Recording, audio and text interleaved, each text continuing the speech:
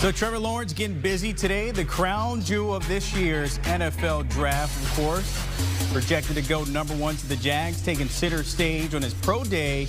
Going to jump across the board, across others QBs, of course, looking to be off the board early. But Trevor Lawrence, of course, not showing any type of waiver of him not being #1. Here's his measurables, checking in at 6'5". We know he has the long legs. We've seen him take off a run a couple times this past year. And the hands. Apparently that's a big thing with QB. So looks like he's pretty good there. The arm as well, wingspan.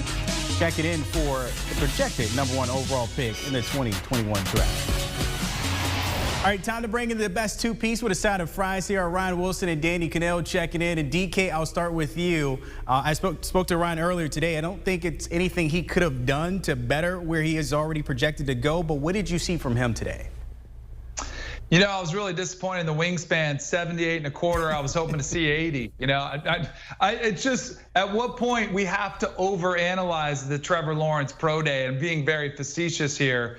But I think you saw somebody who has clearly been, you know, working on his mechanics. You saw Carson Palmer's brother there leading the quarterback workout, as he's done so many times before. These are basically just auditions where you know every throw you're going to have to make. You should be polished. It should be time to show off your skill set. And I think that's what Trevor Lawrence did. My biggest concern is not anything you would see on the field. There's a couple mechanical issues that I think he'll have to work on, that he'll have to improve on once he gets to the NFL. You know, his running style, I think he could get a little bit lower. But from what you saw today, I think you saw exactly why scouts love him so much. I mean, he's got the physical skill set. He can make every single throw that he's going to be required to make. So this was kind of just a confirmation of what everyone has already known, that he's going to be the #1 quarterback taken in the draft. Yeah, Danny, you're exactly right. This is the equivalent of filling out a job application and spelling your name right if you're Trevor Lawrence. He did everything we thought he was going to do, and it was impressive to watch. He has a fantastic arm. He has the size. I mean, I remember talking to a scout before about a player, and he said, listen, you don't have to find something wrong with him. Maybe he's just really good. That's Trevor Lawrence. If you're looking to nitpick, he weighs 213 pounds. He doesn't look like it. He looks a little bigger than that. But last year, Justin Herbert weighed 227 at the combine, so he can gain 10, 15, 20 pounds of muscle. I don't think that's going to be an issue. He is set to have that shoulder surgery on his left shoulder, which is non-throwing shoulder, and he'll be ready to go by the time the season rolls around. But this was a lights-out performance, and as Danny noted, that's what we expected to see. I would just warn, and Brandon, I talked to you about this earlier today, back in 2014, the last time I can remember someone having a bad combine was Teddy Bridgewater. He had the whole glove gate situation. Turned out he was a pretty good pro. The guy in that same draft class who went crazy at his combine, he actually wore a helmet. Danny, let me know if you wore a helmet at your combine. Was Johnny Manziel. That didn't really work out for him. So I think we have to temper all the praise with, yeah, that's what Trevor Lawrence is supposed to do, and we should lean on that 3 years of game after game after game of success when he was at Clemson, and sort of use that to project what we think we'll see in Jacksonville next year. Ryan kind of mentioned it there, of course, the reason why he had the pro day today, because he's set to have that surgery on the left labrum there. DK, I'm wondering, of course, it's on the non-throwing shoulder. Any worries there, or is this just something to kind of clean up before he gets to training camp? No, the only surprise to me was, why didn't he do this right after the season? I mean, I get your left shoulder, but you could have been ready for, you know, off-season workouts sooner. You could have started that rehabilitation process sooner.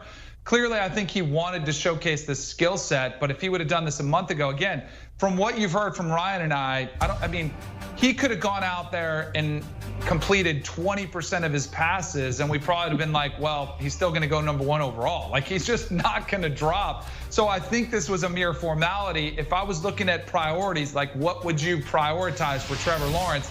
It would be to get healthy as fast as you can, put that surgery in the rear view so that there are zero concerns about it once you get to the regular season. Now it's a month removed, and I'm sure it's a minor procedure and he'll be fine.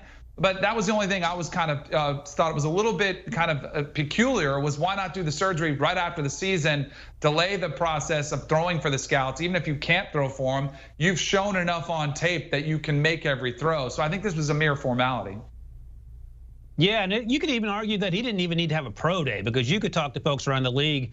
They would not have cared one bit if Trevor Lawrence just said, I'm not going to have a pro day. They probably wouldn't have cared at all. He still would be the #1 overall pick if he didn't play in 2020. But that's also part of the reason why teams like him so much. We know what he does on the field. That's undeniable. But his leadership qualities, whether it's the on-the-field stuff, coming back, wanting to help his team win a championship, whether it's the social justice issues that he stood up for, in which he endeared himself to his teammates and the fans in and around South Carolina and around the country, frankly, and is say, look, man, I'm going to do this pro day and then I'll have surgery. He actually said afterwards about why he decided to do the pro day with surgery looming and the fact that he's the consensus #1 overall pick. He said, just to show them I'm not different than anyone else. I'm able to adjust and adapt. That was important to me. And it was also important to teams to see him do that. I do think it's sort of funny. We saw Urban Meyer sort of walking around with Dabo Swinney because Urban Meyer, the new Jags head coach, was getting an up close and personal look at Trevor Lawrence.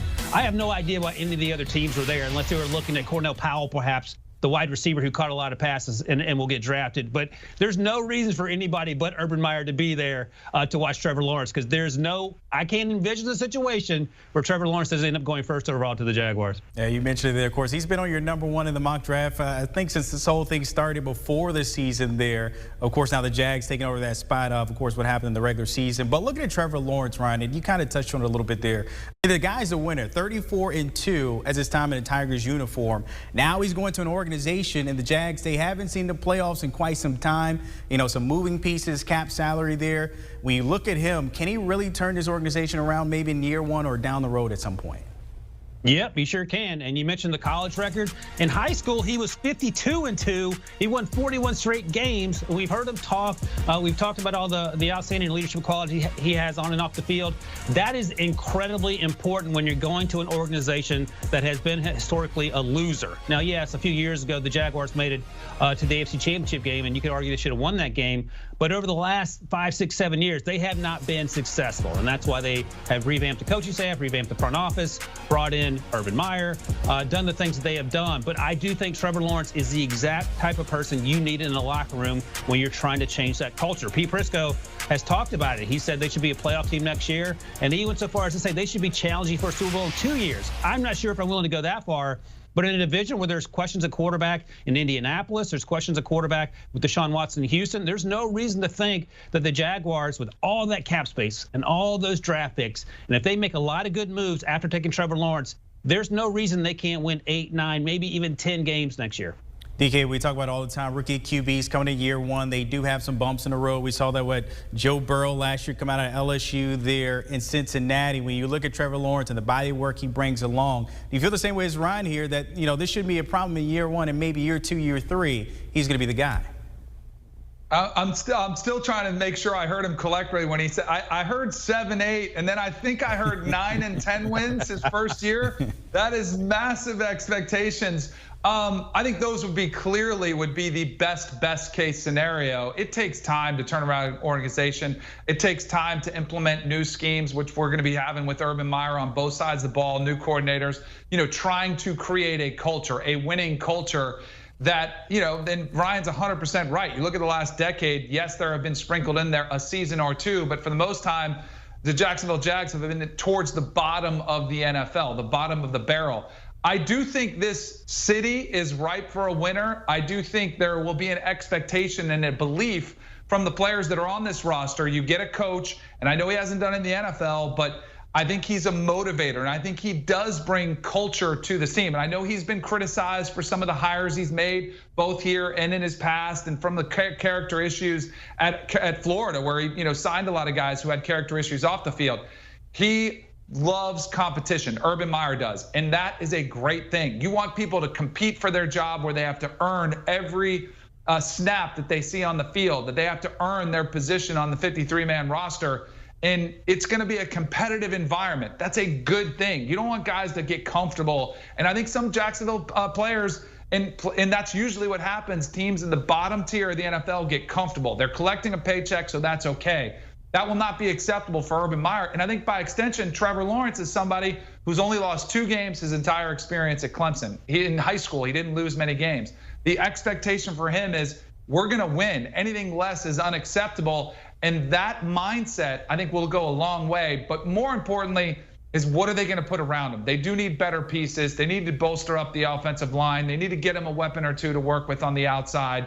They need to get the defense play a little bit better. But the good news is they've got money and they've got draft capital to do that. So they've got to put pieces around him. And if they do that, then they could turn this thing around sooner rather than later. I'm sure Ryan was in that combination of 8 or 9 wins, 2 of those probably coming in Houston, because we know how that show was going over there with the Texans. So I don't see why that couldn't happen. But looking at it here, you just talked about it, DK, a little bit with the combination of Urban Meyer, of course, winning at the college level, the 3 national championships, and then Trevor Lawrence. He's been a winner since high school and college, as Ryan mentioned there.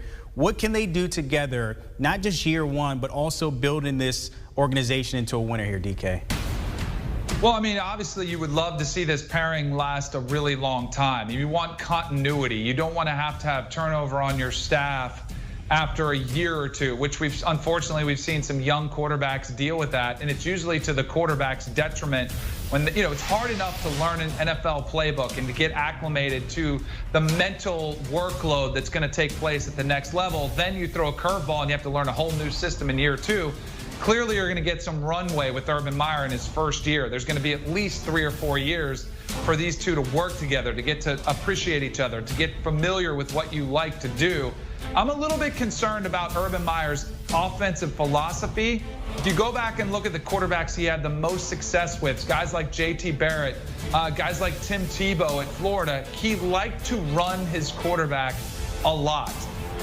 And that is more of a current feel in the NFL. We are seeing quarterbacks that can run the football. Josh Allen, Lamar Jackson, even Aaron Rodgers is still running the football.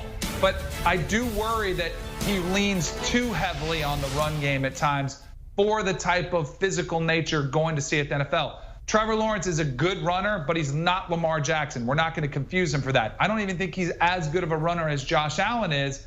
So you want to utilize his athleticism, but you don't want to subject him to the hits that he would have to take. At 213 pounds, that to me would be a worry. And Ryan mentioned it earlier. I do think I would like to see an extra 10 pounds on Trevor Lawrence to be able to handle the physicality of the NFL. It is a massive difference, even the way they protect the quarterbacks now, to endure a 16-game schedule where you're getting hit a lot more than you did in your time at Clemson. So I'd like to see Urban Meyer adapt to the NFL a little bit more, see more pocket passing, more concepts where you're protecting Trevor Lawrence than just running him in short yardage situations, the way he did with Tim Tebow. But I think he's smart enough to realize that. And that's one thing that great coaches do, is they work to the capabilities of their talent. They build around what your talent does. And that's what I'm sure Urban Meyer will do with Trevor Lawrence. He'll build around what Trevor Lawrence does really well. Danny made 2 good points there about Urban Meyer. One, that he's a really good motivator, and you would expect to see that transition from college to the NFL and get these players motivated to win some football games. But also there are questions about how he likes to use his quarterbacks. And I think this leads to the next point. You have all these draft picks, you have all this cap space. Don't try to use the Trevor Lawrence like you would Lamar Jackson or even Kyler Murray. Think more like Justin Herbert, who he reminds me of in terms of a close comp. If Trevor Lawrence plays in 2021, like we saw Justin Herbert play in 2020, I think that's exactly the blueprint you want to work from. And then you can use those draft picks, or perhaps use that salary cap space to go after someone like Aaron Jones, who may end up back in Green Bay. And if so, you can lean on another running back, maybe a Najee Harris or a Javonte Williams early in the second round or middle of the second round. You have a couple picks there to bolster up that run game, make it such that Trevor Lawrence takes fewer hits, and maybe use the other first-round pick on an offensive lineman. Cam Robinson, the left tackle, is a free agent. Maybe you will find someone at the bottom of the first round like Christian Darrisaw out of Virginia Tech. There are a ton of ways you can go to bolster Danny's point, where it doesn't involve Trevor Lawrence running as much as we saw him running Clemson, and running as much as historically Urban Meyer has liked to use his quarterbacks in those situations. Because at 213 or 223, there's only so many hits you can absorb in that body over the course of a 4 or 5 month season. And you don't want to put your quarterback in position to fail early, especially given all the success he's had coming in after high school and college, and as now the face of this franchise, the savior of Jacksonville, if you will. Lofty expectations for sure, but certainly you want him to be healthy in order to live up to those expectations. All right, we'll run out of time here. Real quickly before I let you both go, DK, what did you run in your 40, just out of curiosity? So at our pro day, I ran a 4.78, which might be shocking to a lot of people. So shocking, in fact, I ran it on a track, very fast, Mike Long track in Tallahassee. Might have been wind aided. I went and put on my shoes. I was like, peace, I'm out of here. And the NFL scout said, no. We need to see another one to make sure our clocks weren't right. And I ran a 4.82. So we'll round it and put a 4.8 flat. Okay, I was just curious. Ryan said he could run a 5.2, said he's more athletic than Mac Jones. So I'm just calling him out. He said it. I had to see it, so we'll see what happens. Just wanted to make sure he wasn't beating you. I don't know. I'm just saying. All right, DK and Ryan Wilson, as always, my friends, take care. Appreciate you tapping in. Of course, you can catch the guys on the Pick Six podcast, probably talking about Trevor Lawrence and his pro day today.